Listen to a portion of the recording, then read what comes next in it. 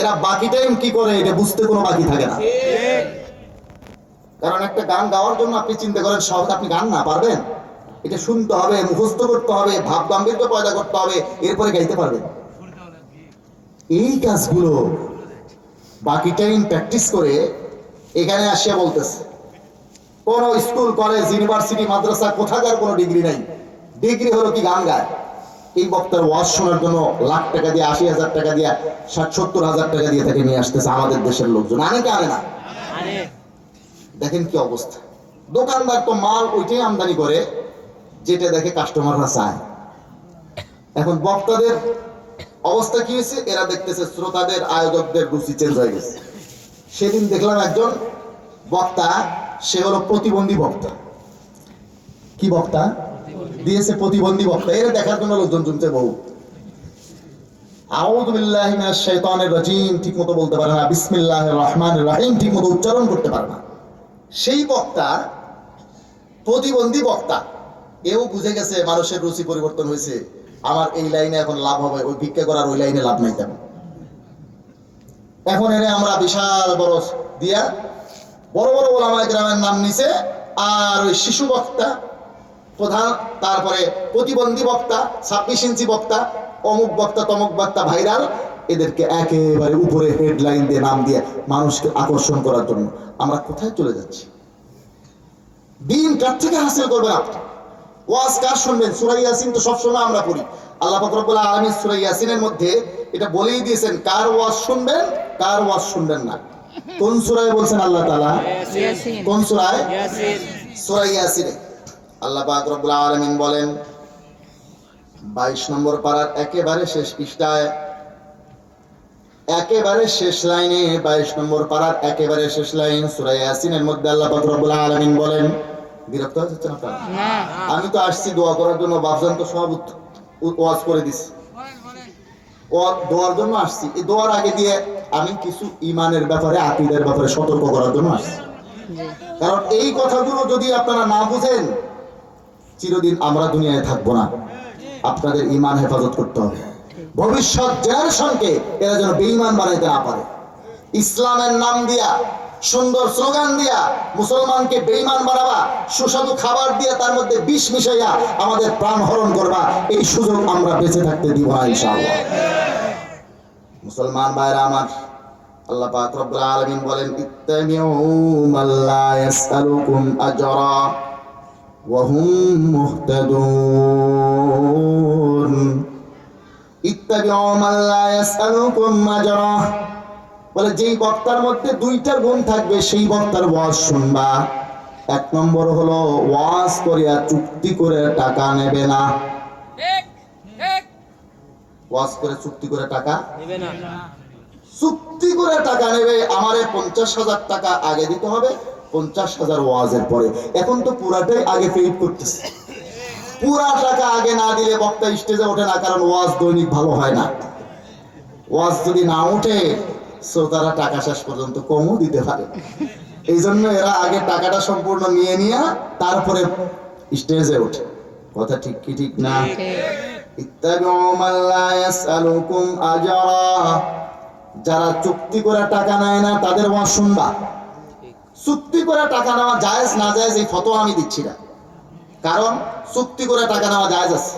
যেরকম আপনি একটা লেবার নিছেন, সেই লেবার সকাল 9টা থেকে নিয়ে 3টা পর্যন্ত আপনার কাজ করবে, 4টা পর্যন্ত কাজ করবে, আপনি দেবেন 500 টাকা। জায়েজ না হারাম? জায়েজ, নিঃসন্দেহে জায়েজ। মেহনত করতেছে, টাকা নিচ্ছে। বক্তা যদি চুক্তি করে আমি 1 ঘন্টা ওয়াজ করব, 1 ঘন্টা 10 মিনিট ওয়াজ করব, আমাকে 50,000 টাকা দিতে হবে, 60,000 80,000 টাকা দিতে হবে, নিঃসন্দেহে জায়েজ হবে। তখন সে দিনের দায়ী থাকবে না, নায়েবে রাসূল থাকবে না, ওয়ারাসাতুল আম্বিয়া থাকবে না, সে হবে লেবার। সে হবে কি? কর্মচারী। 1 ঘন্টা আপনি তাকে লেবার নিয়েছেন, কর্মচারী নিয়েছেন, আপনার কাজ করবে, রেকর্ড হচ্ছে, হোক পৌঁছুক বক্তাদের কাছে, সমস্যা কি? তাও যদি সংশোধন হয়, তাও যদি সংশোধন হয়।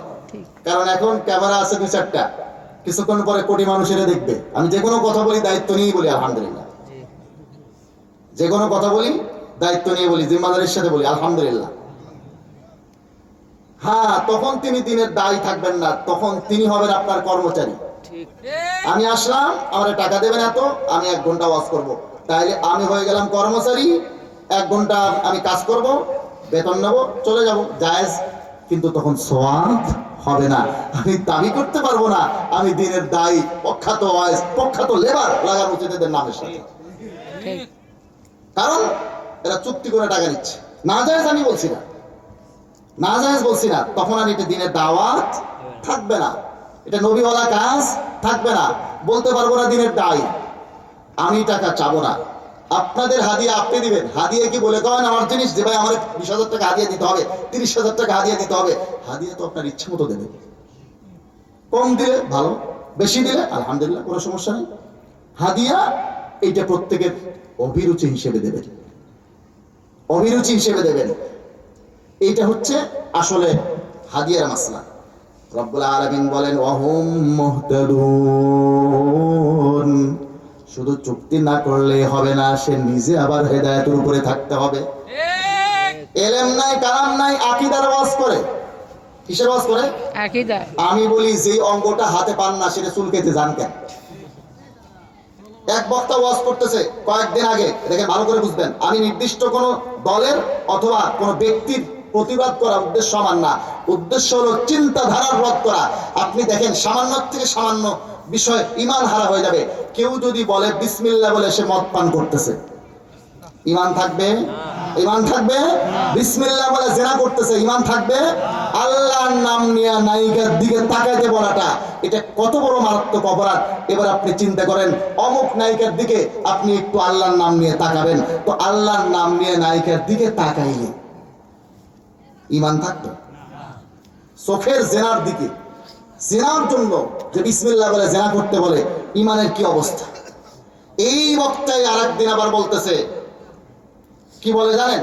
সে বলতেছে যে কেউ যদি কবিরা গুনার কারণে জাহান্নামে যায় তাহলে সে চিরস্থায়ী জাহান্নামে হবে। আপনারা যে শুনছেন ঈমান থাকলে কবিরা গুনাহ করলে জাহান্নামে গেলেও ঈমান থাকার কারণে একদিন না একদিন জান্নাতে যাবে, এই কথাটা নাকি ভুল। এই বক্তা বলতেছে কোরআন থেকে দেখি তার কাছে অনেক দলিল আছে। এই আকীদাটা স্পষ্ট মুতাজিলাদের আকীদা, বাতিল ফিরকা মুতাজিলাদের আকীদা সে প্রচার করতেছে। যে ইউটিউব চ্যানেল থেকে তার বয়ান ছাড়ে, আমি নাম বলতেছি না, তাকে আমি ধরছি, বললাম আপনি যেই বক্তার ওয়াজ ছাড়েন ওনাকে বলবেন, উনি আমার চিনি, বক্তাও চিনি আমার, আলহামদুলিল্লাহ ভালো চিনি। বললাম বলবেন, আমি বলছি সে যে আকীদা প্রচার করতেছে এটা মুতাজিলাদের এই ভ্রান্ত আকীদা, সে আকীদাটা সে মুসলমানদেরকে শিখাইতেছে, এই ধরনের কথা যেন সে আর না বলে, না হলে আমরা নাম দাম ধরিয়া এর গোমর ফাঁস করে দেব। সে বলছে যে আপনি তো মুতাজিলাদের আকীদা প্রচার করতেছেন, আমি তো জানি না যে এটা মুতাজিলাদের আকীদা। তাহলে তুমি জানোই না এটা মুতাজিলাদের আকীদা, তুমি বলো কেন? যেই অঙ্গটা হাতে পাও না সেটা চুলকাইতে যাও কেন? এমনি কিচ্ছা কাহিনী বলে ওয়াজ করে, এবং ওয়াজের অনেক হাদিস আছে, অনেক হাদিস আছে, হাদিসের কিতাবগুলো তো এরা পড়ে না, শেখে না, জানে না, এই ধরনের আবল তাবল কথা বলে। অজস্র হাদিস আছে, এদেরকে জিজ্ঞাসা করে দেখেন, যেগুলো শুধু ওয়াজেরই হাদিস। এগুলো বলতে গেলে সারা জীবন এই সমস্ত হাদিস থেকে ওয়াজ করে খাইতে পারবে, কোনো সমস্যা হবে না। মাসলা মাসাইলের বিষয়, আকীদার বিষয় তোমাদেরকে বলতে বলে কে? যে অঙ্গ হাতে পাও না সেটা চুলকাও কেন? আমি কি বোঝাতে পারছি আপনাদের? আবার এই বক্তাই কয়েকদিন আগে নতুন বয়ানটা কি বলতেছে জানেন? চমকে যাবেন। আমার আসলে এটা বলার উদ্দেশ্য, যার কারণে এই বক্তার আরো কিছু আকীদা নিয়ে আমি বললাম। আপনি যান বুখারী শরীফ খণ্ড নম্বর 1 পৃষ্ঠা নম্বর 50 হাদিস নম্বর 349, আপনি গুগল ইন্টারনেটে সার্চ দিয়েও দেখতে পারেন। আল্লাহ রাসূল সাল্লাল্লাহু আলাইহি ওয়াসাল্লামের একটা স্পষ্ট সহিহ হাদিস, যেটা কিতাবুস সালাতের একেবারে শুরুতে আছে, মেরাজের মাস না এটা, এই মেরাজ সংক্রান্ত হাদিস। আল্লাহর হাবিব বলেন জিবরাইল আলাইহিস সালাম আমার কাছে আসলেন, ফা ফারাজা সাদরি, আমার সিনাকে চাক করলেন, আমার সিনা চিরে সুম্মা গাসালাহু বিমাই জামজাম, জমজমের পানি দিয়ে এটা ধুইলেন। হাদিস সহিহ না ভুয়া? বুখারী শরীফের বিশুদ্ধ হাদিস। এই বক্তা বলতেছে হাদিস পড়ার সময়, কোরআন পড়ার সময় বিবেকটাকে একটু কাজে লাগাবেন। আপনার বিবেকে যদি আসে মানবেন, বিবেকে না আসলে মানবেন না। এটি কি হাদিস মানার মেয়ার মানদণ্ড হতে পারে যে হাদিস যদি আপনার বিবেকে আসে মানবেন, বিবেকে না আসে মানবেন না? নাউজুবিল্লাহ মিন যালিক। স্পষ্ট সহিহ হাদিস এই হাদিসকে সে অস্বীকার করে দিয়েছে। এটা হলো ইনকার হাদিসের নামান্তর। হাদিস অস্বীকার করলে তার কিন্তু ঈমান থাকে না। তাহলে আপনি এই ধরনের মারাত্মক আকীদা পোষণকারী বক্তাদের ওয়াজ কিভাবে শুনবেন? তারা তো নিজেরাই দিন কোন আলেমের থেকে শিখে নাই। দিন আগে নিজে শিখতে হবে, নিজের আগে ইসলাম হতে হবে। এজন্য রব্বুল আলামিন বলেন সব বক্তার ওয়াজ শুনবা না। ইত্তাবিউ মান লা ইয়াসআলুকুম আজরা। এক নম্বর গুণ বক্তার মধ্যে থাকবে সে চুক্তি করে টাকা নেবে না। দুই নম্বর ওয়াহুম মুহতাদুন, নিজেরাও হেদায়েতের উপরে থাকবে। এলেম নাই, কালাম নাই, কিছুই নাই, নামে গেছে বয়ান। আল্লাহ তাআলা হেদায়েত করেন, আল্লাহ তাআলা হেফাজত করেন। বয়ান করলে করতে হবে।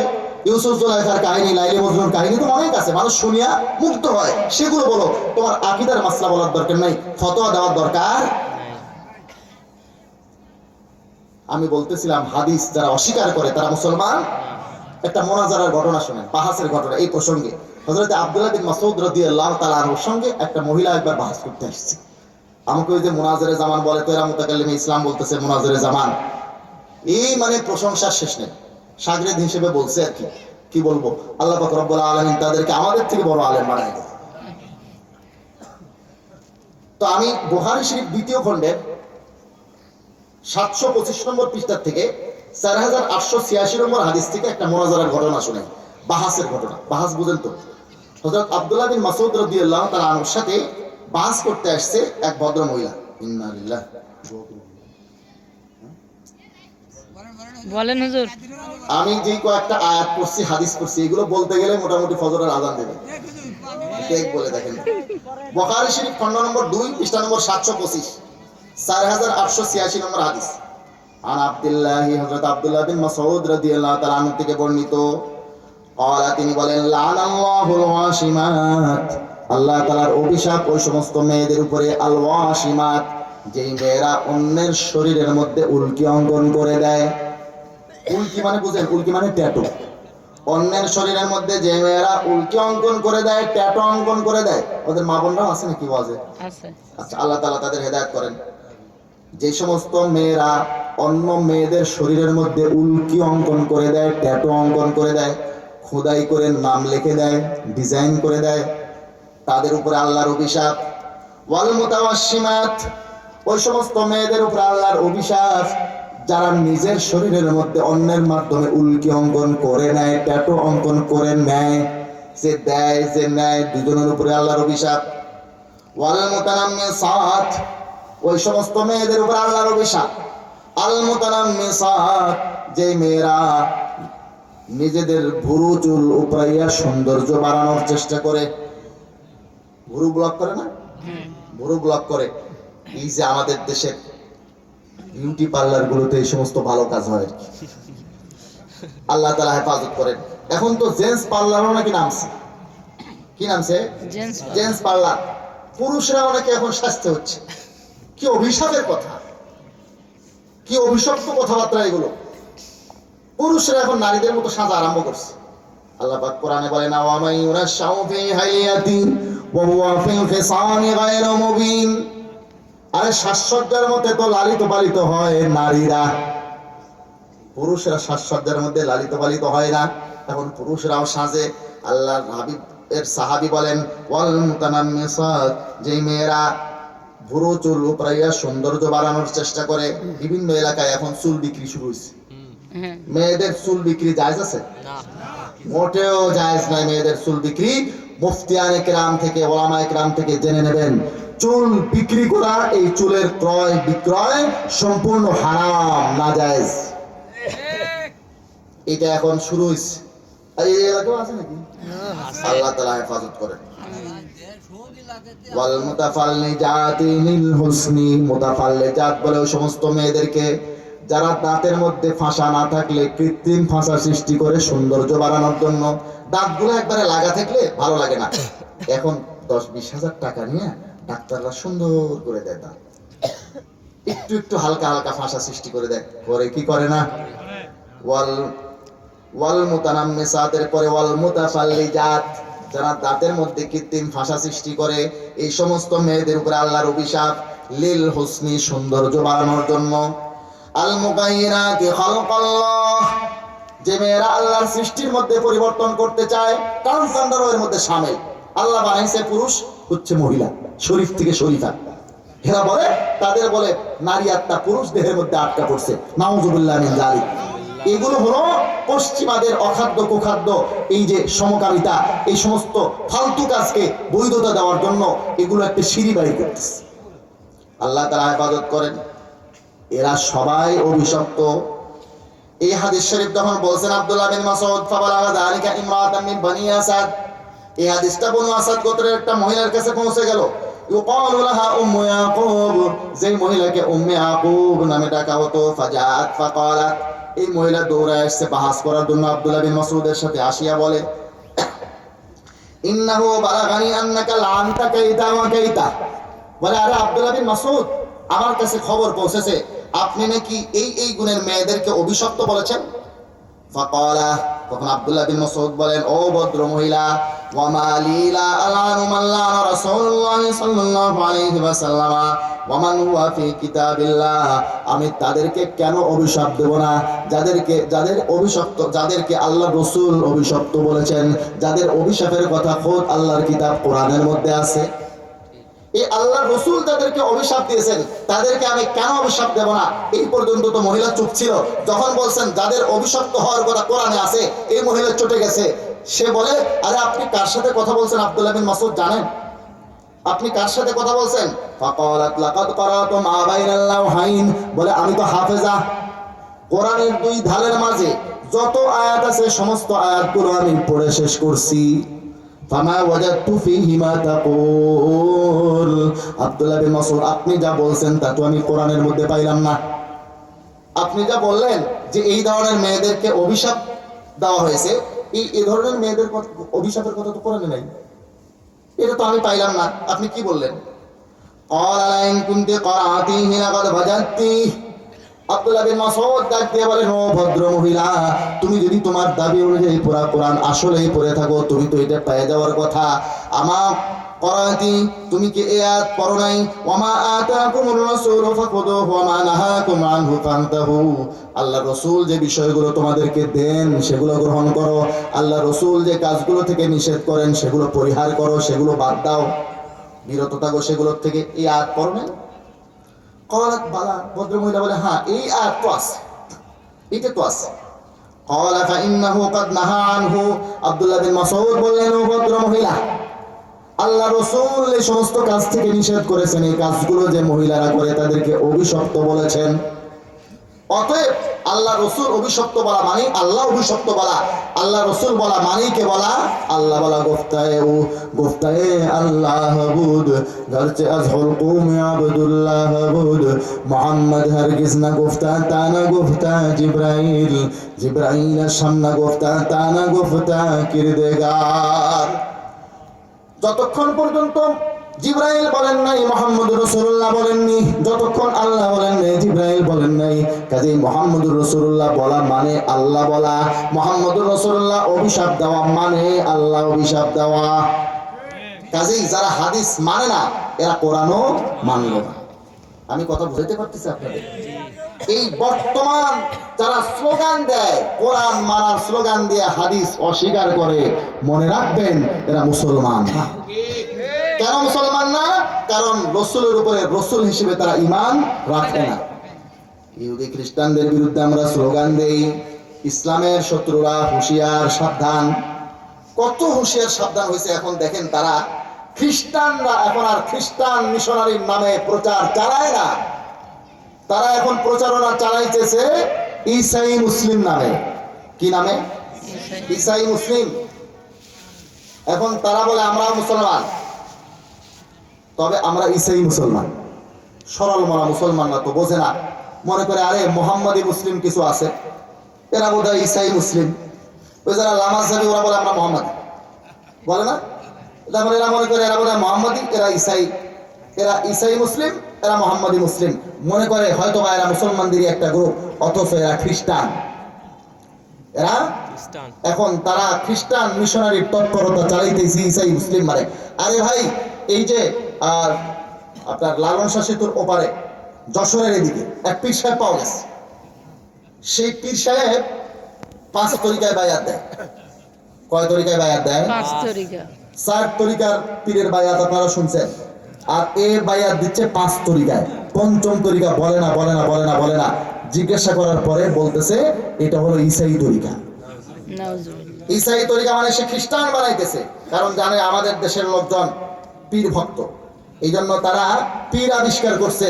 সেই পীর আবার খেলাফত দিচ্ছে, বায়াত দিচ্ছে 5 তরিকায়। কিভাবে তারা চালাক চতুর হয়ে গেছে দেখেন। এই 5 তরিকার পীরের কাছে যাবেন না। তরিকা 4 পর্যন্ত ঠিক আছে, 5ম তরিকা যে ইসাই তরিকা, আল্লাহ তাআলা হেফাজত করেন। খ্রিস্টান বানাইতেছে কিভাবে দেখেন। মুসলমান ভাইরা আমার, আর একটা গ্রুপ আমাদের দেশে আছে, আহমদিয়া মুসলিম জামাত। নাম কি? মুসলিম জামাত, আহমদিয়া মুসলিম জামাত।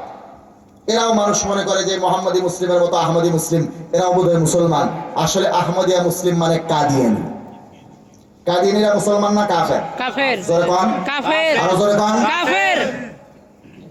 কাফের তো বলতেছেন, কিছুক্ষণ পরে যাই আবার মুসলমান বলিন না। কারণ এই যশোরেই গিয়ে শুনলাম আমি, যশোরে মাহফিলে মুফতি ইউনূস ভাই আমাদেরকে বললেন যে একজন আলেম সে এখন কাদিয়ানি হয়ে গেছে। নাউজুবিল্লাহ। এদের যেই চক্রান্ত ষড়যন্ত্র কত মারাত্মক জানেন? এরা এখন কাদিয়ানিরা কালেমা পড়ে, লা ইলাহা ইল্লাল্লাহু মুহাম্মাদুর রাসূলুল্লাহ। কাদিয়ানিরা কালেমা পড়তেছে। যখন তারা কালেমা পড়বে তখন আপনি কি করবেন? আপনি তো তাকে মুসলমানই মনে করবেন। কালেমা পড়তেছে, আবার কালেমা পড়ার পরে আপনি হয়তো সন্দেহ করবেন আমাদের নবীকে শেষ নবী মানে না। কাদিয়ানীরা আমাদের নবীকে খাতামুন নবীন মানে না। আমাদের নবীকে খাতামুন নবীন না মানলে কালিমা পড়লেও কাফের। কথা ঠিক না? ঠিক। এখন এই পর্যায়েও তারা নাই। ইউটিউব চ্যানেলগুলোর মধ্যে তাদের লেকচার দেখেন, তাদের ওয়েবসাইটে লেকচার দেখেন, বইপত্রে তাদের বয়ান দেখেন, এগুলো সব ক্লিয়ার করেছে এখন তারা। তারা বলে আমরা নবী মুহাম্মদ রাসূলুল্লাহকে খাতামুন নবীন মানি। কোরআনের মধ্যে খাতামুন নবীন শব্দ যত অর্থে ব্যবহার হয়েছে, যেই অর্থে নবীজি নিজেকে খাতামুন নবীন দাবি করেছেন, সব অর্থে আমরা নবী মুহাম্মদ রাসূলুল্লাহকে খাতামুন নবীন মানি। এখন আপনি কি করবেন? এখন আপনি কি করবেন? তাকে মুসলমান না বলে উপায় আছে? কারণ আমাদের নবীর কালেমা তারা পড়ে, আমাদের নবীকে শেষ নবী মানতেছে। তারপরেও কাদিয়ানীরা কাফের কাফের কাফের।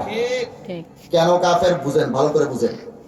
আপনাদের এলাকায় একটা লোক আছে, এই লোকের নাম কলিমুদ্দিন। কলিমুদ্দির বউ কলিমুদ্দির থেকে তালাকও নেয় নাই, কলিমুদ্দিও তাকে তালাক দেয় নাই। এই অবস্থায় সে সলিমুদ্দির সাথে বিবাহ বন্ধনে আবদ্ধ হইতে চাচ্ছে। সম্ভব না। কলিমুদ্দির বউ থাকা অবস্থায় সলিমুদ্দির সাথে বিবাহ হইতে পারবে? না। পারবে? না। পারবে না। কথা ঠিক না? ঠিক। কিন্তু আমরা যে ওদিকে আবার হিল্লে বিয়ে পড়াই দিয়ে রাতারাতি আরেকজনের সাথে বিয়ে পড়াই দিই, সম্পূর্ণ হারাম হচ্ছে এগুলো। হিল্লে বিয়ে বলতে শরীয়তে কিছুই নাই। সমস্যা কি? একজন তালাক দিছে, তালাক দিলে 3 ঋতুস্রাব, 3 মাসিক অতিক্রম হতে হবে। 3 মাস না, এর চেয়ে কমও হতে পারে। 3টা মাসিক অতিক্রান্ত হইলে তখন আরেকজনের সাথে বিবাহ হতে পারবে। সে যদি আবার তার সাথে মিলামেশা করার পরে তালাক দেয়, সেখানে আবার 3টা এরকম মাসিক অতিক্রম হতে হবে। ইদ্যত শেষ হলে গা আবার আগের স্বামীর কাছে যাইতে পারবে। এটা রাতারাতি যে হিল্লা বিয়া পড়ায় দিয়ে আবার আগের স্বামীর সাথে বিবাহ পড়ায় দেওয়া হয়, আমাদের দেশে যে সিস্টেমটা আছে সম্পূর্ণ হারাম, নাজায়েজ, এবং এইটা হলো একটা অভিশাপের কাজ। আল্লাহ তাআলা আমাদেরকে হেফাজত করে। আমিন। কলিমুদ্দির বউ থাকা অবস্থায় তার থেকে তালাক না নিয়ে, সেও তালাক দেয় নাই, স্ত্রীও তালাক নেয় নাই, এই অবস্থাতে সে কি আরেকজনের সাথে বিবাহ বন্ধনে আবদ্ধ হইতে পারবে? পারবে? পারবে না। এই মাসলা যদি বুঝে থাকেন তাহলে আপনারা দলিল ছাড়াও এই কথাটা বুঝবেন যে কাদিয়ানীরা কেন কাফের। কাদিয়ানীরা যতক্ষণ পর্যন্ত কাদিয়ানীকে মানবে, চাই নবী হিসেবে মানুক, চাই মাসিহ হিসেবে মানুক, চাই মাহাদি হিসেবে মানুক, যেই অর্থেই কাদিয়ানীকে তারা মানবে, যতদিন কাদিয়ানীকে মানবে ততদিন পর্যন্ত আমার নবীর কালেমা পড়লেও তারা কাফের, আমার নবীকে খাতামুন নবীয়িন বললেও তারা কাফের। ঠিক। আমি কি বুঝাইতে পারলাম আপনাদের? এই দেখেন কাদিয়ানীর বই আমার কাছে, আমি এমন দু একটা দলিল আপনার হাতে তুলে দিয়ে যাচ্ছি, যেই দলিলগুলো আপনার সামনে আসলে আপনি নিজেই বুঝবেন যে কাদিয়ানীরা বাতিল, তাদেরকে বাতিল প্রমাণ করার জন্য ভিন্ন কোনো দলিল লাগবে না, কাদিয়ানীর নিজের বই যথেষ্ট। এই দেখেন আমার হাতে কাদিয়ানীর বই, রুহানি খাজাইন, কাদিয়ানীর নিজের লেখা বই। কাদিয়ানীরা কাদিয়ানী হয় টাকার জন্য, কাদিয়ানী বানায় টাকার জন্য, বই ছাপে টাকার জন্য, বই বিক্রি করে টাকার জন্য, তাদের ঈমান উদ্দেশ্য না। রুহানি খাজাইনের এটা আমার হাতে যেটা আছে এটা হলো 23 নম্বর খণ্ড। এই 23 নম্বর খণ্ডের আপনি 299 নম্বর পৃষ্ঠায় যান, এখানে লিখছে তারিখ দালোগ জানতে হ্যাঁ, কাদিয়ানী লিখতেছে যারা ইতিহাস জানে তারা এই কথা ভালো করেই জানে कि आपके घर में 11 लड़के पैदा हुए थे। जो रसूलुल्लाह सल्लल्लाहु अलैहि वसल्लम घरे हुजूरेर 11টা ছেলে হয়েছিল, और सबके सब फौत हो गए थे, আর সবাই রাসূলুল্লাহ সাল্লাল্লাহু আলাইহি ওয়াসাল্লামের জীবদ্দশায় ইন্তেকাল করেন। আল্লাহ রাসূলের কি 11 জন ছেলে ছিল? না। এই ধরনের ডাহা মিথ্যা কথা যে লেখে সে নবী হয়, এই ধরনের ডাহা মিথ্যা কথা যে লেখে সে বাতিল। এই কথা প্রমাণ করার জন্য বাইরে থেকে কিছু আনতে হবে না, কাদিয়ানীর বই যথেষ্ট। কাদিয়ানী বই যথেষ্ট। ওর জুতা ওর মাথায় মারিয়ে আপনি জিতে আসবেন। এইটা বোঝার জন্য ডক্টরেট করতে হবে না, মুফতি হইতে হবে না, মুহাদ্দিস হইতে হবে না, মাওলানা হইতে হবে না, যে কোনো সাধারণ মানুষ তাকে ধরতে পারবে। আপনি রুহানি খাজাইনের 23 নম্বর খণ্ড 299 নম্বর পৃষ্ঠাটা মনে রাখবেন। চলেন 465 নম্বর পৃষ্ঠা, রুহানি খাজাইন কাদিয়ানীর লেখা বই। এই কিতাবটার আপনি 23 নম্বর খণ্ডের 465 নম্বর পৃষ্ঠায় দেখেন, লিখতেছে तारीख को देखो भाई, যদি ইতিহাস দেখেন कि आज सल्लल्लाहु अलैहि वसल्लम वही एक यतीम लड़का था, रसूलुल्लाह सल्लल्लाहु अलैहि वसल्लम कोई একজন यतीम ছেলে ছিলেন, जिसका बाप पैदाइश से चंद बाद ही फौत हो गया, যার পিতা তার জন্মের কিছুদিন পরে ইন্তেকাল করেন। আল্লাহর নবীর পিতা নবীর জন্মের পরে ইন্তেকাল করেন না আগে? আগে। এখানে সে কি লিখলো? পরে। এই ধরনের ডাহা মিথ্যা কথা যে লেখে সে বুঝি নবী হয়? না। এই ধরনের ডাহা মিথ্যা কথা যে লেখে সে বাতিল। এই কথা প্রমাণ করার জন্য বাইরে থেকে কোনো দলিল লাগবে না, তার কিতাবই যথেষ্ট। চলেন রুহানি খাজাইন খণ্ড নম্বর 3, রুহানি খাজাইনের 3 নম্বর খণ্ডে 140 নম্বর পৃষ্ঠায় যান, কাদিয়ানীর লেখা এই বই এর 140 নম্বর পৃষ্ঠায় চলো, কি লিখে রাখছে কাদিয়ানী দেখেন। और मैंने कहा, और আমি বলি कि 3 शहरों का नाम एजाज के साथ कुरान शरीफ में दर्ज किया गया है, যে 3টি শহরের নাম বড় সম্মানের সাথে কোরআন শরীফে উল্লেখ রয়েছে, মক্কা और মদিনা और কাদিয়ান। মক্কা, মদিনা এবং কাদিয়ান ওর জন্মস্থান। এই 3টা শহরের নাম বলে কোরআন শরীফে বড় সম্মানের সাথে উল্লেখ আছে। আপনারা সবাই কোরআন শরীফ পড়েন, কোরআন ওপেন, সবাই পড়তে পারে। কাদিয়ান শব্দটা কি কোরআনের মধ্যে আছে? না। কোথাও আছে? না। তাইলে এই ধরনের ডাহা মিথ্যা কথা যে লেখে সে বুঝি নবী হয়? এই ধরনের ডাহা মিথ্যা কথা যে লেখে তার বাতিল, তাকে বাতিল প্রমাণ করার জন্য বাইরে থেকে কোনো দলিলের কোনো দরকার নাই, তার এই বইগুলোই। এরপরেও আমরা যখন তাদেরকে রাষ্ট্রীয়ভাবে অমুসলিম ঘোষণার দাবি করি, কেন অমুসলিম তাদেরকে রাষ্ট্রীয়ভাবে ঘোষণা করতে হবে? দেখেন, আমাদের দেশের নাগরিক হলে ওরা আমাদের দেশেই থাকবে, কিন্তু নিজস্ব ধর্ম পরিচয় থাকতে হবে। যেরকম হিন্দু, বৌদ্ধ, খ্রিস্টান, ইহুদি আমাদের দেশের নাগরিক হলে আমাদের দেশেই থাকবে, মুসলিম হিসেবে নাকি নিজস্ব ধর্ম পরিচয়? নিজস্ব ধর্ম পরিচয়। কাদিয়ানীরাও আমাদের দেশের নাগরিক হলে আমাদের দেশেই থাকবে, নিজস্ব ধর্ম পরিচয়, মুসলিম পরিচয়ে এদেশে থাকার তাদের কোনো অধিকার নেই। কারণ কি জানেন? কারণ হলো তাদেরকে যদি আপনি এখন মুসলমান বলেন, তারা আসলে মুসলমান না কাফের? তাদের নাম মুসলমান, রেজিস্ট্রেশন মুসলমান হিসেবে নিচ্ছে, যেহেতু রাষ্ট্রীয়ভাবে তারা এখন অমুসলিম ঘোষিত হয় নাই। এই অবস্থাতে এদের সাথে আত্মীয়তা বন্ধনে আবদ্ধ হবে কিনা মুসলমান? আত্মীয়তা বন্ধনে আবদ্ধ হওয়ার পরে পুরা ফ্যামিলিকে ফ্যামিলি কাদিয়ানী হয়ে যাবে, জাহান্নামের খোরাক হয়ে যাবে। আমার আপনার এলাকার লোক জাহান্নামী হয়ে যাবে, কাফের হয়ে যাবে। মুসলমান ভাইরা আমার, মুসলমানকে এইভাবে তাদের আত্মীয়তার ফাঁদে ফেলে, প্রেমের ফাঁদে ফেলে তারা বেঈমান বানাইতেছে। তাদের বইপত্র পড়বে, উপরে মুসলমান নাম দেখবে, দলিল কোরআন হাদিস থেকে দেখবে, দেখিয়ে কাদিয়ানী হবে নাকি হবে না। তাদের ওয়েবসাইট দেখবে, কাদিয়ানী হবে।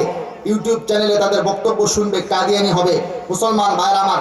এজন্য রাষ্ট্রীয়ভাবে তাদেরকে চিহ্নিত করে দেওয়ার দরকার আছে যে এরা অমুসলিম, এরা কাফের। এত কিছু বলার পরেও আমাদের প্রশাসনের গায়ে লাগে না, তাদের চেতনা জাগ্রত হয় না। তারা মনে করে এটা মুসলমানদের ইস্যু না, এটা সমস্ত জাতির ইস্যু না, এটা শুধু মৌলবীদের ইস্যু।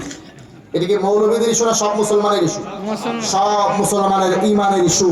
যার অন্তরে ইমান আছে তার ইমানের দাবি হলো কাদিয়ানীদেরকে রাষ্ট্রীয়ভাবে অমুসলিম ঘোষণা করতেই হবে। অতএব প্রধান উপদেষ্টা মুসলমান হলে তার চেয়ার থেকে প্রথমেই দাবি ওঠা উচিত। প্রধানমন্ত্রী মুসলমান হলে তার চেয়ার থেকে দাবি ওঠা উচিত। সংসদ সদস্যরা যদি মুসলমান হয় তাদের চেয়ার থেকে দাবি ওঠা উচিত, সংসদ ভবন থেকে দাবি ওঠা উচিত রাষ্ট্রীয়ভাবে তাদেরকে অমুসলিম ঘোষণা করা। মুসলমান ভাইরা আমার, আমাদের দেশে যারা সংসদ সদস্য, যারা বিচারপতি, যারা প্রশাসনের লোক, তারা কেউ হিন্দু কেউ মুসলমান। হিন্দুরা কোনো নবী মানে না, কথা ঠিক? মুসলমানরা কাদিয়ানীকে কি নবী মানে? মানে না। এখন এরপরেও রাষ্ট্রীয়ভাবে এদেরকে অমুসলিম ঘোষণা করার জন্য যখন আমাদের চেতনা জাগ্রত হয় না, তখন আমাদেরকে অ্যান্টিবায়োটিক আনতে হয়। এখন আজকে একটা অ্যান্টিবায়োটিক নিয়ে এসছে কাদিয়ানীর নিজস্ব লেখা বই থেকে। এই অ্যান্টিবায়োটিকটা আজকে দিচ্ছি, তারপরেও যদি প্রশাসনের চেতনা জাগ্রত হয়। রুহানি খাজাইন খন্ড নম্বর 5 পৃষ্ঠা নম্বর 547। গোলাম আহমদ কাদিয়ানী এখানে কি লিখছে দেখেন। এখানে সে লিখতেছে তিলকা কুতুবুন, তার এই কিতাবগুলো সম্পর্কে লেখে, এই কিতাবগুলো এমন কিতাব ইয়ানজুরু ইলাইহা কুল্লু মুসলিমিন বিআইনিল মাহাব্বাতি ওয়াল মাওয়াদ্দা, প্রত্যেকটা মুসলমান এই কিতাবগুলো ভালোবাসা এবং মহব্বতের দৃষ্টিতে দেখবে। ওয়ান তাফিউ মিন মাআরিফিহা, আর এর মধ্যে যে মাআরিফ উলুম আছে, এলেম আছে না মিথ্যাচার আছে? এই বলে উলুম বলতেছে, এগুলো এই এলেম থেকে উপকৃত হবে। ওয়াকবালুনি, আর আমাকে গ্রহণ করবে। ওয়াসাদ্দিকু দাওয়াতি, আর আমার নবুয়তের দাবিকে মেনে নেবে। কারা মানবে না? বলে ইল্লা যুররিয়াতাল বাকায়া, বাকিয়াতুনের বহু বচন বাকায়া। ইল্লা যুররিয়াত মানে বংশধর সন্তান, আর বাকিয়াতুনের অর্থ হলো ব্যভিচারিণী, পতিতা নারী। আমাদের গ্রাম বাংলা যেটা বেশ্যা নারী বলে, একমাত্র বেশ্যা নারীর সন্তান, পতিতা নারীর সন্তান, ব্যভিচারিণী নারীর সন্তান যারা, তারাই শুধু আমাকে নবী মানবে না। নাউজুবিল্লাহ বলবেন না? তাহলে আমাদের দেশের মুসলমানরা তো তাকে নবী মানেই না। হিন্দুরা মানে? হিন্দুরাও মানে না। আমাদের দেশের প্রশাসনের লোক, আমাদের দেশের বিচারপতি, আমাদের দেশের সমস্ত বাহিনীর প্রধানরা, বাহিনীর সদস্যরা, কেউ হিন্দু কেউ মুসলমান, কেউ তাকে নবী মানে না। সে কি বললো? যারা তাকে নবী মানে না তারা ব্যভিচারিণী নারীর সন্তান, পতিতা নারীর সন্তান। এরপরেও কি আমাদের চেতনা জাগ্রত হবে না? এরপরেও কি এই ফালতু লোকটার উম্মত যারা আছে তাদেরকে অমুসলিম হওয়ার পরে আমরা অমুসলিম বলতে পারবো না? রাষ্ট্রীয়ভাবে তাদেরকে অমুসলিম ঘোষণা করতেই হবে, করতেই হবে, করতেই হবে। এখন বর্তমানে তাদেরকে আমাদের বিভিন্ন অঞ্চলগুলোতে দরিদ্রতার সুযোগ নিয়ে 20,000 টাকা দিয়া, 2,000 টাকার একটা কম্বল দিয়া, নগদ টাকা দিয়া মানুষকে এখন দলে দলে কাদিয়ানী বানানো হচ্ছে। আল্লাহ পাক রব্বুল আলামিন আমাদেরকে হেফাজত করে। আমিন। লামাযহাবী শায়েখ যারা আছে তাদের আমার এত আফসোস হয়, এই অঞ্চলগুলোতে লামাযহাবী শায়েখদের মেহনত আছে। কোন কাদিয়ানীকে মুসলমান বানানোর জন্য না, খ্রিস্টান মিশনারির তৎপরতার বিরুদ্ধে তারা রিয়াল ব্যয় করে না। তাদের রিয়াল যদি ব্যয় হয় হানাফিকে লামাযহাবী বানানোর জন্য ব্যয়। এই যে আমাদের দেশে বর্তমানে ইমান বিধ্বংসী একটা ভাইরাস আসলো, হাদিস অস্বীকারের ভাইরাস, এর জন্য সম্পূর্ণ দায়ী আমাদের দেশে এই ফিতনাটা মাথাচাড়া দেওয়ার জন্য লামাযহাবী শায়েখরা। কেন? কথায় কথায়, ফেসবুকে, ইন্টারনেটে, ইউটিউবে চ্যানেলে, মাঠে ময়দানে, সব জায়গায় জাল জয়ীফ, জাল জয়ীফ, জাল জয়ীফ বলে কি বলে না? এদের এই জাল জয়ীফের স্লোগানের কারণে এক শ্রেণীর মানুষের মনে এখন হাদিসের উপরে বিরক্তির ভাব আসছে। হাদিসের মধ্যে যখন এত ভেজাল, আমরা হাদিসই মানব না। কাজেই জাল জয়ীফের স্লোগানের কারণে মানুষ হাদিসের উপর থেকে এখন আস্থা উঠে গেছে। এক লোক বলে আমার বয়ান শেষ, আজকে আর বয়ান করবো না, বুখারী শরীফ আর তিরমিজি শরীফটা রাখো, 2টা হাদিসের শুধু অনুবাদ শোনাই দিবে। এই এখনই বলে শেষ করতেছি, এই 2-1 মিনিট দোয়া করবেন। আমি যে লম্বা বিষয় নিছি আর যে হাদিসগুলো পড়ছি এগুলোর ব্যাখ্যা করতে গেলে ফজরের আজান দেবে। আমার শরীর তো চলতে হবে প্রতিদিন রাত জাগা, প্রতিদিন। আরে ভাই 2:45 শুরু হয়েছে যে 2টা থেকে, রাত্রে বেশি রাত্রে দিছে। আপনি ছিলেন নাকি ওখানে? আল্লাহ আপনার হাত দারাজ করেন। যাক, আমার একটা ভক্ত, খালেজ ভক্ত পাওয়া গেছে। আল্লাহ আপনার হাত দারাজ করেন, আমিন। সবাই হাত দারাজ করেন আল্লাহ। আমার মলবন্দি ওনার জন্য একা করছে। তো সব এলাকায় বলতে হবে। এই ফিতনাটা এত মারাত্মক আকার ধারণ করছে, দেখেন এক বাপ বেটা গাদা নিয়ে বিক্রি করার জন্য যাচ্ছে হাটে। কোথায় যাচ্ছে? হাটে যাচ্ছে। তো হাটে নিয়ে যাচ্ছে গাদা বিক্রি করার জন্য। দুইজন হাটে যাচ্ছে, গাদাকে নিয়ে যাচ্ছে সাথে। কিছু দূর যাওয়ার পর একটা গ্রাম পাইছে। গ্রামওয়ালারা যখন দেখতেছে পরে উঠে যে একটা গাদা নিয়ে দুইজন যাচ্ছে, ওই সময় তো বাহন ছিল মাত্র ঘোড়া গাধা, এগুলো রিক্সা ভ্যান এগুলো তো ছিল না। তো এখন এরা সমালোচনা শুরু করছে, দেখছো এরা আসলেই গাধা। এরা একটা গাধা এত সুন্দর সোয়ারি থাকতে এরা এই গাধার উপরে সোয়ার না হইয়া হেঁটে যাচ্ছে, কত বড় গাধা এরা। এরা কি করছে, গ্রামটা পার হইয়া তখন বাপ সোয়ার হয়েছে গাধার উপরে, বেটাকে বলছে তুমি হাঁটো। কিছু দূর যাওয়ার পরে আর একটা গ্রাম পাইছে। গ্রামওয়ালারা এখন বলা শুরু করছে, দেখছো কত বড় জালেম বাপ, ছোট্ট ছেলেটাকে হাঁটায় নিচ্ছে, নিজে যাচ্ছে একবারে গাধার উপরে সোয়ার হইয়া। গ্রাম থেকে বাইরে হয়ে যায়, বেটাকে বলছে বেটা তুমি গাধার উপরে চড়। গাধার উপরে চড়ছে, এখন যাচ্ছে। কিছু দূর যাওয়ার পরে লোকজন বলা বলে শুরু করছে, দেখো কি বেয়াদব বেটা, বাপকে হাঁটায় নিচ্ছে, নিজে গাধার উপরে চড়ছে। এইবারে গ্রাম পার হইয়া দুইজন মিলে গাধার উপরে চড়ছে। কিছু দূর যাওয়ার পরে আরেক গ্রাম পাইছে, সেখানে সমালোচনা শুরু হয়েছে, এত ছোট্ট একটা গাধা এর উপরে দুইজন চড়ে, দুইজন চড়ছে। এখন এরা চিন্তা করছে গাধার উপরে সওয়ার না হইয়াও দেখলাম, বাপ সওয়ার হয়ে দেখলাম, বেটা সওয়ার হয়ে দেখলাম, দুইজন সওয়ার হয়ে দেখলাম, এখন একটা সুরত বাকি গাধাকে কাঁধের উপরে নেওয়া। এখন এরা দুইজন গাধাকে নিচে কাঁধে। সামনে একটা গ্রাম পাইছে, এই গ্রামওয়ালারা এখন সমালোচনা শুরু করছে যে দেখছো এতদিন দেখছি গাধার উপরে মানুষ সওয়ার হয়, এখন মানুষের উপরে গাধা সওয়ার হয়েছে। এরা বলা শুরু করছে হেমারুন ফাওকা হেমারাইনি, বলে এক গাধা দুই গাধার উপরে সওয়ার হয়েছে। এক গাধা কয় গাধার উপরে সওয়ার হয়েছে? সব শুরুতেই এসকাল। এখন এরা বাপ্পাটা চিন্তা করছে, হায় রে গাধা একটা নিয়ে চরম ভেজাল, সোয়ার না হইলেও বিপদ, সোয়ার হইলেও বিপদ, সব দিকেই বিপদ। এখন এই গাধাই ছাড়ি দিচ্ছে, ছাড়ি দিয়ে হাঁটে যাওয়া শুরু করছে। এই হাদিসের ব্যাপারে আমাদের লামাজহাবী শায়খরা তারা এই যে মানুষের দিলের মধ্যে ওয়াসওয়াসা ঢুকায় দিছে, এই হাদিস জাল জাল জয়ীব জয়ীব। ওরা যে জাল জয়ীব বলে, হানাফি মাযহাবের হাদিসকে কি বলে? জাল জয়ীব। ওদের চেয়ে মজবুত দলিলে হানাফিরা আকীদা পোষণ করে।